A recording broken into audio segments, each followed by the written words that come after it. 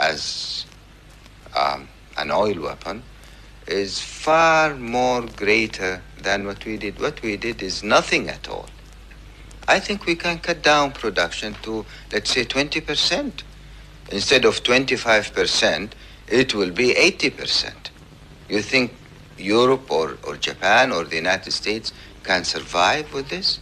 Maybe the United States, they have their own local supply. They are in a much better position than Europe and Japan. But I don't know to what extent Europe and Japan will get together and join the Americans in any kind of measures, because your whole economy will definitely collapse all of a sudden. If the Americans are thinking of a military action, this is also another possibility. But then this is a suicide. What happens if the U.S. resorts to force and occupies the oil fields in Saudi Arabia? There are some sensitive areas in the oil fields in Saudi Arabia which will be immediately blown up. By yourself? By your people? Of course.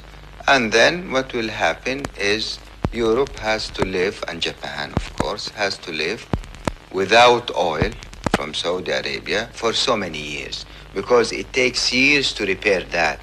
It's not an overnight business. It's not a month or two.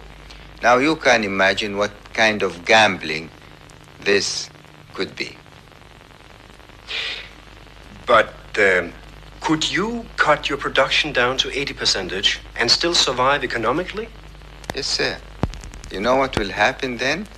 The barrel of crude, instead of being sold at, let's say, $3.50 or $4 from Ras Tanura, Saudi Arabia, it will be sold at $15 or $20. As a matter of fact, we'll get more income from a 20% production than from our present level of production.